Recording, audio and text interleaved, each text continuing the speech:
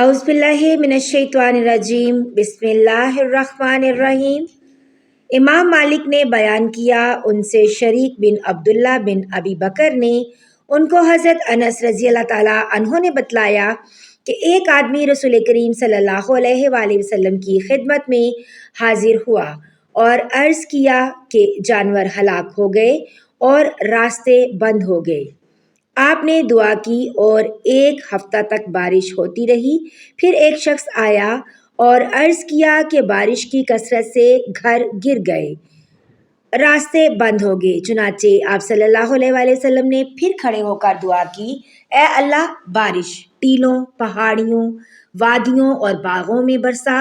دعا کے نتیجے میں بادل مدینہ سے اس طرح پھٹ گئے جیسے کپڑا پھٹ کر ٹکڑے ٹکڑے ہو جاتا ہے۔ صحیح بخاری حدیث نمبر 1016۔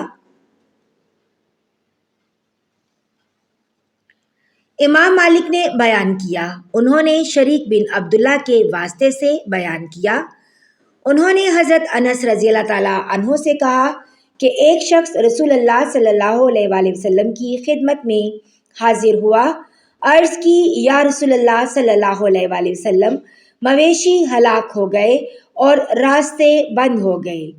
آپ صلی اللہ علیہ وآلہ وسلم اللہ تعالیٰ سے دعا کیجئے۔ رسول اللہ صلی اللہ علیہ وآلہ وسلم نے دعا فرمائی تو ایک جمعے سے دوسرے جمعے تک بارش ہوتی رہی۔ پھر دوسرے جمعے کو ایک شخص حاضر خدمت ہوا اور کہا یا رسول اللہ صلی اللہ علیہ وآلہ وسلم، کثرت باران سے بہت سے مکانات گر گئے، راستے بند ہو گئے اور مویشی ہلاک ہو گئے۔ چنانچہ رسول اللہ صلی اللہ علیہ وآلہ وسلم نے دعا فرمائی کہ اے اللہ پہاڑوں، ٹیلوں، وادیوں اور باغات کی طرف سے بارش کا رخ کر دے جہاں بارش کی کمی ہے۔ چنانچہ آپ صلی اللہ علیہ وآلہ وسلم کی دعا سے بادل کپڑے کی طرح پھٹ گیا۔ صحیح بخاری حدیث نمبر 1017۔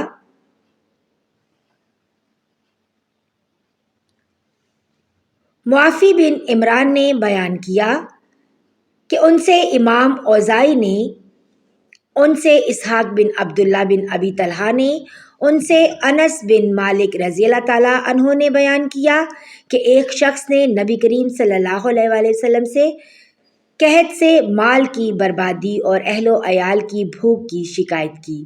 چنانچہ آپ صلی اللہ علیہ وآلہ وسلم نے دعائے استسقاء کی۔ راوی نے اس موقع پر نہ چادر پلٹنے کا ذکر کیا اور نہ قبلہ کی طرف منہ کرنے کا۔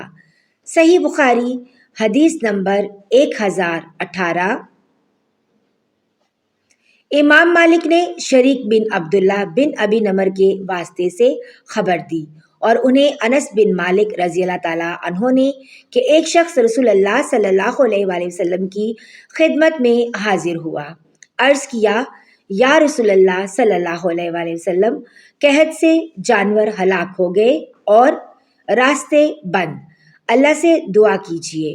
چنانچہ آپ صلی اللہ علیہ وآلہ وسلم نے دعا کی اور ایک جمعے سے اگلے جمعے تک ایک ہفتہ تک بارش ہوتی رہی۔ پھر ایک شخص نے رسول اللہ صلی اللہ علیہ وآلہ وسلم کی خدمت میں حاضر ہو کر عرض کیا یا رسول اللہ صلی اللہ علیہ وآلہ وسلم، بارش کی کثرت سے راستے بند ہو گئے اور مویشی ہلاک ہو گئے۔ اب رسول اللہ صلی اللہ علیہ وآلہ وسلم نے یہ دعا کی کہ اے اللہ بارش کا رخ پہاڑوں، ٹیلوں، وادیوں اور باغات کی طرف موڑ دے۔ چنانچہ بادل مدینہ سے اس طرح چھٹ گیا جیسے کپڑا پھٹ جایا کرتا ہے۔ صحیح بخاری حدیث نمبر 1019۔ منصور اور اعمش نے بیان کیا، ان سے ابو الدحیٰ نے، ان سے مسروق نے، آپ نے کہا کہ میں ابن مسعود رضی اللہ تعالیٰ عنہ کی خدمت میں حاضر تھا۔ آپ نے فرمایا کہ قریش کا اسلام سے اعراض بڑھتا گیا تو نبی کریم صلی اللہ علیہ وآلہ وسلم نے ان کے حق میں بد دعا کی۔ اس بد دعا کے نتیجے میں ایسا قحط پڑا کہ کفار مرنے لگے اور مردار اور ہڈیاں کھانے لگے۔ آخر ابو سفیان آپ صلی اللہ علیہ وآلہ وسلم کی خدمت میں حاضر ہوا اور عرض کیا، اے محمد صلی اللہ علیہ وآلہ وسلم، آپ صلہ رحمی کا حکم دیتے ہیں لیکن آپ کی قوم مر رہی ہے، اللہ عز و جل سے دعا کیجیے۔ آپ نے اس آیت کی تلاوت کی جس کا ترجمہ ہے، اس دن کا انتظار کر جب آسمان پر صاف کھلا ہوا دھواں نمودار ہوگا۔ خیر آپ نے دعا کی، بارش ہوئی، قحط جاتا رہا، لیکن پھر وہ کفر کرنے لگے۔ اس پر اللہ پاک کا یہ فرمان نازل ہوا، ترجمہ: جس دن ہم انہیں سختی کے ساتھ پکڑ کریں گے، اور یہ پکڑ بدر کی لڑائی میں ہوئی۔ اور اسبات بن محمد نے منصور سے بیان کیا کہ رسول اللہ صلی اللہ علیہ وآلہ وسلم نے دعائے استسقاء کی مدینہ میں،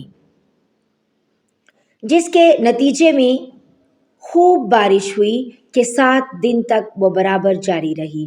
آخر لوگوں نے بارش کی زیادتی کی شکایت کی تو حضور اکرم صلی اللہ علیہ وآلہ وسلم نے دعا کی کہ اے اللہ ہمارے اطراف اور جانب میں بارش برسا، مدینہ میں بارش کا سلسلہ ختم کر۔ چنانچہ بادل آسمان سے چھٹ گیا اور مدینہ کے ارد گرد خوب بارش ہوئی۔ صحیح بخاری حدیث نمبر 1020۔